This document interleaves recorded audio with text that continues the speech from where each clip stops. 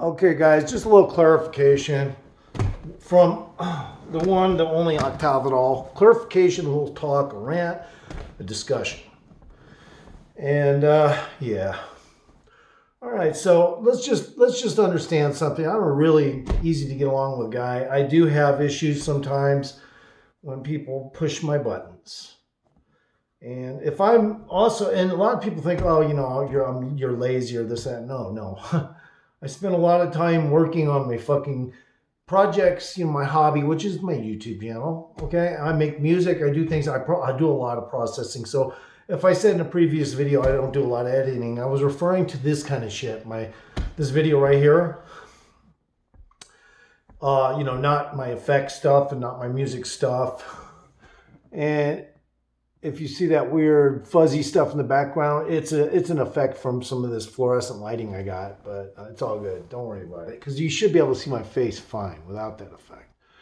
All right, so yeah, and I'm a really nice guy, and the common logic I follow is don't put a trip line where I'm walking. I'm trying to do my thing, and I don't need any disturbances. So if somebody does disturb me, most of the time I have to give them permission if they do. And then after I give them permission, if they abuse it by calling me out for something I didn't do, well, then obviously that's not going to work. If I'm not guilty of something, but you're pestering me, don't do that.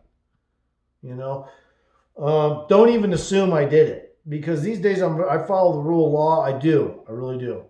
However, I do have a convoluted mind. I do say that I'm a warlock. I mean, if you want me to stay off the subject, I will. But I really want to call this OcTaViDaL Volume 1, and I'm going to start a series. It's a discussion. It's stuff like what goes through my mind and some of the things that go through my mind. Yes, I've been not really, I was kind of pampered. I was a middle-class white kid. I had 2 drum sets from my dad. Nobody else in my family got that shit. My brother tried to get a car, but he wouldn't give him. So he ran over to my grandpa to get a car. Managed that. I don't even know how he did that. Me, I didn't get shit except those 2 drum sets, but it was enough to make everyone in my family hate me because they never got anything like that. All right. So it was kind of part of the reason why I got shunned in my family. But it's okay. I was from an early age exposed to city life. Right down there on Olive Boulevard, close to downtown. I mean, right in the dead center almost of downtown St. Louis. I mean, now, of course, businesses do good down there, depending. But, I mean, the general area is not really good for a lighting company anymore. Over time, it became less desirable the people around weren't the same people. The renters, everybody else, it changed through time. We lost business. He had to fold. But in the meantime, the entire young life of mine was in that lighting company. And I had to go for shit and go fucking get stuff for people. And I was all over the city. And I was like I was city. I was a city kid at that point. All right. I had to deal with all kinds of black, and in every shape and form. I got so used to it that people would send me over from St. Louis, even West County, St. Louis, or, just to go all the way over to East St. Louis to get beer because they really weren't hip to getting out of the car. Sure, they would always pass that job off to me. All right. So, and I took risks doing it because, you can't be confident as a white guy anywhere when there's blacks everywhere. I mean, especially down and out, poor blacks on top of it. But we used to go over there to get liquor, and for the most part, it was pretty all right, safe and shit. We used to go down to the place to get weed, too, and it was just packed with cars lined up for a quarter mile. Police were going right by it. They knew what it was. Carl Officer ran East St. Louis at the time. It was basically a city that covertly legalized drugs, at least for that location. I mean, you could go down there and get whatever you wanted, cocaine, anything. Anyway, and he owns a funeral home down there now, I think, but I don't know what the deal is. But I'll just say this. I wasn't the suburban kid that got pampered and went to Webster Groves High School like everyone else, or Catholic school, or any of this. I did go to Catholic school at one point, but it was okay. It was, I did it because I wanted to at the time. I wasn't really Catholic, but yeah, I did it, and it was fun. I got hashish there, okay? I mean, I was only like 14 and I was getting 13 or 14 and I was getting hashish from that place. So that was strange. You go to a Catholic school and the next thing you know, you got fucking college students fucking selling hash straight up. So anyway, and that was way back in the day. Fucking way back, like 1977 or some shit. It was called the Abbey. It was in Colorado. And it's no longer in business. I don't know if they knocked it down or what, but it was really cool. There was horses around there, but it was in Canyon City, Colorado, so it was very scenic and beautiful. Nowadays, it's probably kind of congested there. I wouldn't doubt it. But anyway, so I had to do a lot of learning in life. I've been different places. I'm very good at not getting lost. I can't really get lost. My brain doesn't know how to get lost. I've been lost, I thought, but I was like, wait a minute. No, you're not. I would always say that to myself. And I was like, yep, you're right. You're not. And I would just pick a direction. It would go right where I wanted to. As long as I relaxed, I can't get lost. So, you know, when you're nervous, you can't think properly. So you never want to be nervous when you think you're lost. But so anyway, I'm going to just call this OcTaViDaL Book One. We're just going to start a series, and I'm just going to do it like every week or two. I can't quite decide when I'm going to start doing it, but just to kind of, so you can keep together a little bit of my biography, I guess, you know, a little bit, so you at least know, well, it won't be a little bit. It'll be a lot, actually. I'll be telling stories from my life continually. I just decided to do this because why not? I mean, there's so many of them. I mean, there's so many of them. It can make a lot of stories. So I might as well. I'm going to try to not just hit UFO stories. Fuck no. I'm just going to stick with all the stories, you know, and if they're included, fine, but I'll have to pick a topic for that, and it'll be in the description below. But in the meantime, I've had a lot of experiences, and even the girl I was talking to, I had an argument with, I told her about some of them, and it kind of blew her away. And it's true. I mean, I have too many fucking experiences for an average person. A normal person doesn't have that, unless they're just talking about the grief of being in poverty, which I wasn't, but I just had a wide range of shit going on when I was growing up. First of all, nobody that I knew walked like I did. I would walk anywhere. I fucking would walk goddamn anywhere. And kids would be like, dude, why don't you just take the bus? I was like, because I enjoy fucking walking. You know, and they go, yeah, but the fucking place is that, you know, what, 10 miles away? Are you fucking crazy? I'd be like, yeah, but, you know, no, I'm not crazy.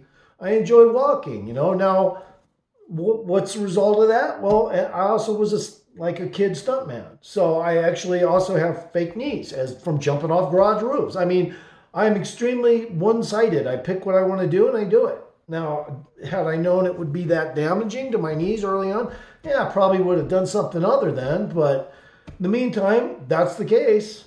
And do I fucking have an issue with being youthful acting? Absolutely not. Why would I? I mean, number one, that's the fun in life is when you're young. When you're old, it's pretty much, you know, past 60, it becomes really boring. If you follow through with that boring lifestyle. Now me, a lot of people, or some people might think, oh, he's lazy to do shit. Dude, I just told you I walk like a motherfucker. And not only that, but I'm constantly processing on this goddamn new hobby of mine, YouTube channel. So I'm actually doing more editing than I should have given my credit for. In the last one of my other videos, I said I don't do much editing. I meant shit like this, but I do a lot of fucking editing for my music and my normal videos, if I didn't already say that. So, I do everything on my phones. I keep it simple that way. Because, why? Because I really don't want to compile everything in my goddamn PC. I actually don't want to compile anything in the PC. I actually have a PC here. Actually, it's a laptop. It's for security cameras. So I don't fucking even want it for YouTube. That's simple. Anyway, so... yeah, when I was young, I had a psychic teacher. Now, you're not going to, you know, I guess understand, because I'm not going to say, oh, well, he did this or he did that and we proved this and we proved that. I'm just going to tell you some things. He said to me one time in karate class, I want to teach you some psychic ability. I was like, what are you fucking talking? You know, I mean, I was skeptical as hell. I was only a little kid. I was like, no. I was like, you're just doing that so you don't have to teach karate, bro. You're lazy. No, I didn't say that to him. I was thinking that though, and I was like, but actually, he started to sound like he was making sense, and he was telling me, well, I can tell when a situation is not favorable and stuff like that. So that is part of the psychic ability. And one of the ways you process the psychic ability is you condense what is outside of you into your brain to format and then process. You can't just send the information directly from your brain, because you have to organize it before you send it. Now you can think of a picture and send it, but to get that picture to send, you have to have the exterior part of your information condensed. Because your mind is not just in your head, it's outside your head. The guy was tripping me out. I mean, when you started to talk, because I said, well, why did you pick me? Because I don't hear anyone else in karate saying they're being taught this.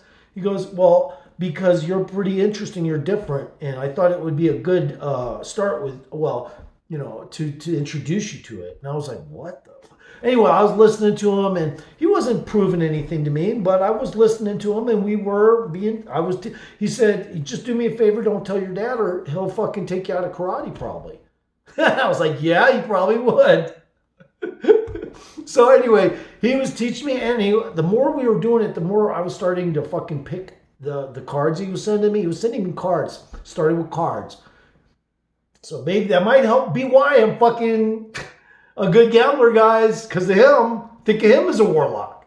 All right. So he was very good at that, though. I noticed, at least sending them. He says I'm better at sending them than picking them up. He was really honest with me. He was like, I can send them, but I'm not as good as picking them up. So when he was sending them, though, I was actually fucking picking them. And he was tripping out on it. He's going, dude, I'm going to have to stop because you're starting to scare me. He was actually saying that to me, and he was the teacher. And I said, okay. Well, he said, also, because I don't want you to eventually tell your dad, I don't want to ruin this. I want you to learn karate. So he started to back off it, but then he came back later and he started to try to teach me telekinesis. I was like, man, this guy ain't quitting. Here he is again, fucking with the weird shit. And this time, he said, now, he was honest again, as he is. He was an honest guy. He says, I can manage to, do this and do that, but I'm not at the point of telekinesis, I don't think, but I'm trying. And I said, well, how do you, and he was like, well, you have to concentrate like the psychic ability, but you have to use a different form of processing to make the fucking object get pushed. Like you put a marble or whatever the fuck on the ground to try to move it. He said, he says, it's not like you're using a laser. What you're doing is you're using something outside of yourself to make it work. And it's outside of physics. And I was like, well, then how do you know this if you can't do it? He says, because somebody else told me how to do this stuff. And he says it could take years. But he said, in the meantime, try to teach other people. So I was like, well, okay. So I was like, I guess that means he's still a greenhorn at it. So anyway, I was like, okay. So I started to do it. And I'll be honest with you guys. One time, I dropped a giant coffee mug, this fucking big. I picked it up. It fell right out of my hand. It didn't have any coffee in it, but it was huge. It was so big, it was uncomfortable to drink coffee out of it. I don't care if you have big fucking hands. It was just an uncomfortable giant fucking mug. And I used to eat cereal out of it. But that's why I probably dropped it, because it's obscurely big, and when you pick it up, it fucking, anyway, so it fell out of my hand. I don't know, man. I think I'm just going to say it right now, guys. I'm convinced I stopped the cup in midair. Not midair, well, not like up near my hands or in halfway down. When it dropped, it fell, and as it fell, I looked down and I saw my cat walk underneath it. I was panicking for about, I guess a fraction of a second, because I saw the cat just walked under it, and that means it was falling right towards its head. So I panicked. But the panic was strange, because all of a sudden the panic went away, and as soon as the panic went away, guess what, guys?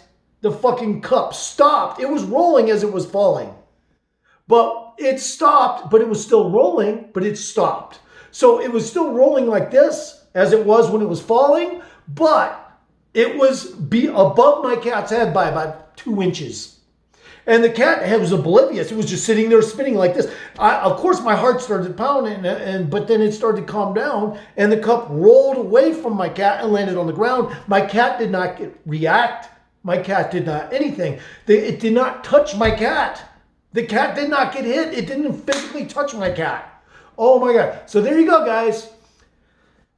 And Jesus was artificially inseminated, guys.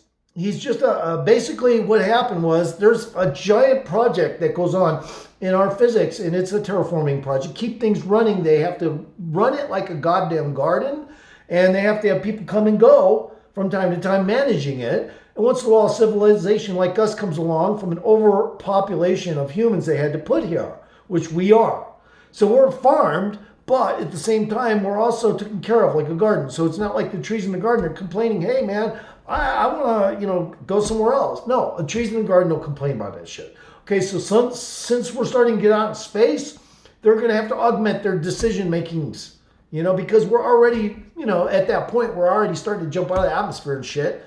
All right, so the thing is, it's not God. He was an animated version of something on a starship that Jesus was artificially inseminated into Mary. He was reduced from a full-grown adult version to a baby so that they could process this experiment on earth, which is kind of like entertainment to them. They want to see if Jesus took the mission upon himself to come down here to help, but he knew it was a risk because he's only allowed to use his miracles, if you want to call them that, his magic, if you want to call it that, which is really just a transmission from power, okay, that they have. But it works through the biological. Anyway, so they say, but you can do just almost anything you want. You just can't. If somebody hurts you, you cannot. You can't do anything. And he said, really? So anyway, that's what it's like. It's like their version of, a reality TV show or something. But at the same time, it's supposed to keep the garden, kind of relatively calm and stuff. It doesn't really work too great, but they still implement it. So anyway, Jesus was like, doing it for that reason. And what happened was when the time came, he couldn't defend himself. It's because he's not allowed to. It's not that he waited for his dad. His dad, it had nothing to do with his dad, right? His dad, he may have had a dad, obviously, but the dad was just, the commander of the fucking space fleet. That's what it was. It was like, the guy from Battlestar Galactica, the fucking main guy, But anyway, so, he was probably down here the entire time going, God damn, this is going to be a mess. I'm probably going to get fucked up. But at the end of the day, even if I get killed, I get reanimated because that's their technology. They can do that. So Jesus knows that no matter how much he gets tortured down here and killed or whatever, he will be able to go back. It's just a test. It's entertainment. All right, but they can manifest that shit and make it happen. So a dead corpse to them is meaningless. They got copies and they can re-emerge them, the mind and everything at the exact moment before death. So anyway, that's what happened to Jesus. Again, I'm going to call this OcTaViDaL, Volume 1. We're going to talk about stuff from time to time, right? And another thing, guys, I really don't want to go into the warlock thing, but I just want to say it's tied in with the psychic teachings, the kinetics, telekinesis, and it's tied in with that. Now, I have a lot of problems. I mean, I can do things. I believe the warlocks, though, they don't manage stuff in visual. Everything is outside of you wouldn't be able to know that something happened. A warlock does everything in his sleep. Another thing you won't see in Hollywood. A warlock does everything in his sleep. He makes things happen. He changes events. He causes things to happen. Manipulates this to happen. But whatever is on his mind that he wants to do, he does it while he's sleeping. So you won't see, and also they can do things that are visually neat, magic and stuff like that. I stopped the cup above the cat and it rolled away. But it's only, it's a protection in linear time. That's all it is. It was protecting my cat at the time, but it also works for me. I've been injured many different ways but I've always seemed to walk out of it with very minimal injuries. I fell about 13 feet right onto a solid, freshly cut stump on my forehead. It wasn't 12 feet. It wasn't 11 feet. It was probably even 14 feet. I mean, it was high. I landed right on my forehead. I got up. My friend said I landed like a stick. I didn't even bend over and crumple up. I landed right on my head. My arms were behind me. I was drunk. I tried to grab a rope. My shoelace got caught in the garage. I went straight into the stump, full speed, actually faster than you would when you fall, because when the shoelace got caught, it swung me and used a whiplash effect into the stump on top of it. So I didn't just fall 13 feet. I got fucking slingshot into the fucking stump, head first. And so what happened was I got up. First of all, I couldn't believe, even I actually, that I got up, because I thought for sure this is going to be a broken neck or a broken brain. You know, my brains are going to be all over the place. And well, I didn't have time to think that, but I was panicking. Let's just say that. And then I got up, and I guess maybe because it was wood, I don't know, but it was freshly cut. It was wood, yes, but it was a freshly cut stump, and it was all the way down to the ground. It was freshly cut all the way down to the ground. So anyway, so I got up. My friends were astonished. First of all, I'll just tell you right now, both of them dropped their jaws and couldn't hardly speak. They're like, they thought that when I got up, they couldn't believe that, first of all, that I didn't have a broken neck or my head wasn't split open and blood everywhere. So I didn't have any cuts. My head was a little numb, but it went away like within a half hour. And I didn't have any abrasions, which was strange because that was a long fall on my head. There you go. And another time I basically fell from more or less around the same height, but it was on concrete. I landed, my head snapped on the concrete, another whiplash kind of effect, because I went up and I was spinning. I crashed my bike into a pothole, but it shot speaking of kinetics, it shot the kinetic energy when my tire hit the pothole, pushed the bike straight fucking up. I swear to God, guys. It was the weirdest physics you would ever expect out of a bike crash. It's just the way it went down. I don't know, kind of like, wow. Anyway, I flew off the bike and I was spinning like that. I came down, my back hit first, but my head smacked into the fucking concrete real loud. It echoed in the neighborhood. Everybody heard it, and that was around me. And they were also astonished when I got up, walked away, concerned I should go to my house. I didn't have any cut on my head. There was no blood. There was no bump. Now, this doesn't always happen. I get injured all the time. And yeah, I get bumps and cuts and all that shit. But it seems like whenever there's something sufficient enough to fuck me up really bad, it fucking doesn't. And that's why I think it is. I've mastered physics outside of the plane of the known physics. That's a warlock. Now, what it may mean is that during the time I was up in the air spinning and coming down, I didn't use the warlock toolbox necessarily.